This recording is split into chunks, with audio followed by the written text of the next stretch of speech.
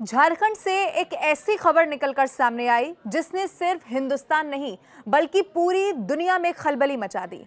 और खबर थी एक विदेशी महिला से जुड़ी हुई, एक स्पेनिश महिला जो अपने पति के साथ भारत की यात्रा पर आई थी, लेकिन झारखंड में उसके साथ सामूहिक दुष्कर्म किया गया।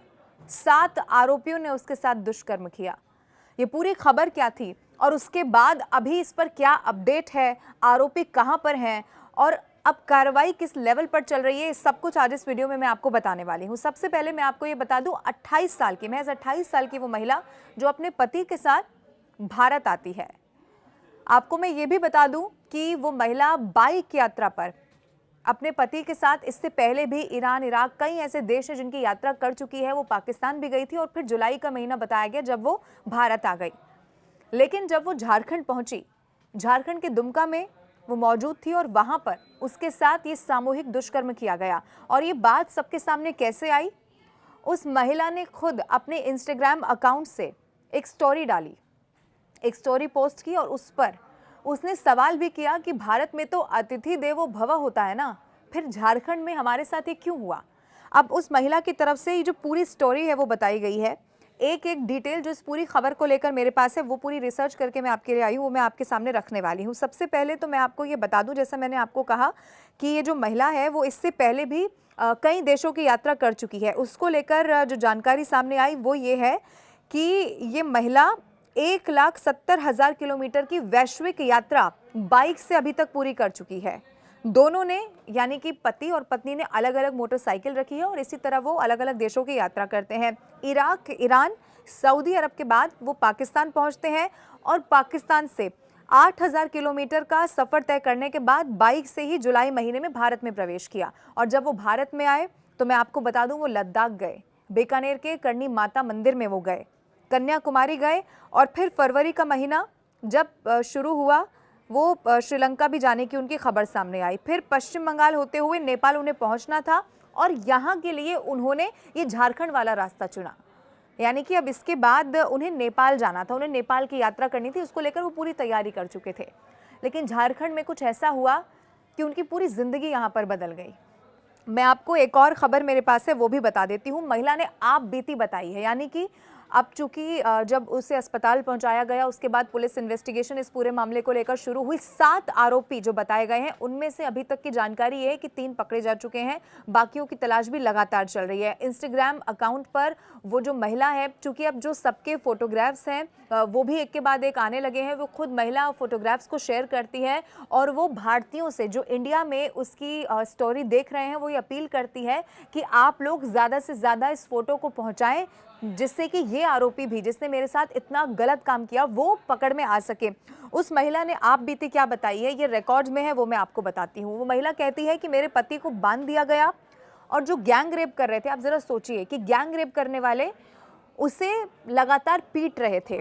उसने ये कहा कि उस रात उसे ऐसा लगा कि वो उसे जान से मारने वाले हैं, यानी कि उसकी हत्या कर देंगे, लेकिन वो जिंदा बची। इसके लिए उसने ऊपर वाले को उसके लिए शुक्रगुजार भी उसने बताया। हालांकि उसने बाद में ये कहा कि उसके बाद जब चूंकि उसके पति के हाथ पैर बांध दिए गए, उसके बाद जब वो पुलिस स्टेशन गए तब इस पर इन्वेस्टिगेशन शुरू हुई। अब मैं आपको ये बता दूं कि इस वक्त भारतीय जनता पार्टी बहुत हमलावर है। उसके कारण एक तो ये कि किसी भी महिला के साथ अगर हिंदुस्तान में, और आप सोचिए कि कोई महिला जो बाहर से हमारा देश घूमने के लिए आ रही है, आप भारत अगर देखेंगे अलग अलग राज्यों में बड़ी तादाद में विदेश से हमने देखा है हर महीने, हर सप्ताह जो मेहमान हैं वो पहुंचते हैं। और उसके बाद क्योंकि भारत की संस्कृति के साथ साथ कई सारी ऐसी जगह हैं जिसे घूमने के लिए, पर्यटन के लिहाज से बहुत बड़ी तादाद में जो पर्यटक हैं विदेशी खासतौर पर वो पहुँचते हैं। अब कोई ऐसी महिला जो दूसरे देश से भारत में आ रही है और अगर भारत के किसी राज्य में उसके साथ इस तरह का कृत्य हो तो भारत की छवि पर क्वेश्चन मार्क विदेशी लेवल पर, जो दुनिया के पटल पर है, वो जरूर होगा। इसीलिए बीजेपी सरकार इस मुद्दे को लेकर झारखंड सरकार पर इस वक्त बहुत ज्यादा हमलावर है। वहां पर जगह जगह पर प्रदर्शन की तस्वीरें सामने आई हैं। झारखंड में आपको याद होगा हाल ही में चंपई सोरेन मुख्यमंत्री बने, सारा वहां पर सियासी जो कुर्सी थी वो इधर उधर होती हुई दिखी और उसके बाद एक बार फिर से जेएमएम के ही जो चंपई चंपई सोरेन है मुख्यमंत्री बन गए। तो इसीलिए ये जो नई नवेली चंपई सोरेन वाली सरकार है, इस पर भी बहुत सारे सवाल उठ रहे हैं। यानी कि ये कहा जा रहा है कि महिला सुरक्षा के नाम पर क्या आप किसी महिला को जो दूसरे देश से आई हुई है, क्या आपके राज्य में इस तरह की सुरक्षा मिलती है? और फिर लगातार आपको मैं बता दूं कि वो तस्वीरें सामने आई जब पोस्टर जो हैं वो जलाए जाते हैं, अलग अलग जगहों पर प्रदर्शन किए जाते हैं। लेकिन सवाल ये है, अब चूंकि राष्ट्रीय महिला आयोग ने इस पूरे मामले पर संज्ञान लिया है, इसको लेकर कैसे कार्रवाई होनी चाहिए सुनिश्चित किया जा रहा है। आरोपी कुछ पकड़ में आ चुके हैं, कुछ की तलाश जारी है। लेकिन सवाल ये है, आप इस मानसिकता को भी ज़रा समझिए कि अगर वो महिला जो विदेश से आई वो अपने इंस्टाग्राम अकाउंट से ये बात शेयर कर रही है कि उसके साथ कितनी घिनौनी हरकत को अंजाम दिया गया, तो फिर आप समझिए कि हिंदुस्तान में कितनी तादाद में विदेशी पर्यटक यहाँ पर पहुँचते हैं। और अगर ये इमेज, अगर ऐसी खबर से एक इमेज सेट होने के लिए बाहर जा रही है, तो ये हिंदुस्तान के लिए भी बहुत अच्छा नहीं है। इसीलिए कोशिश यही है, और अब मैं आपको बता दूं कि भारतीय जनता पार्टी ने पूरी तरह से दबाव बनाया है सरकार पर, प्रशासन पर, जिससे कि उस महिला को इंसाफ मिले और साथ ही उस महिला को अच्छे से अच्छा इलाज मिले। इसकी भी यहाँ पर इसे भी सुनिश्चित किया गया है। और जो आरोपी अभी गिरफ्त में नहीं आए हैं उन्हें भी जल्द से जल्द पकड़ लिया जाए।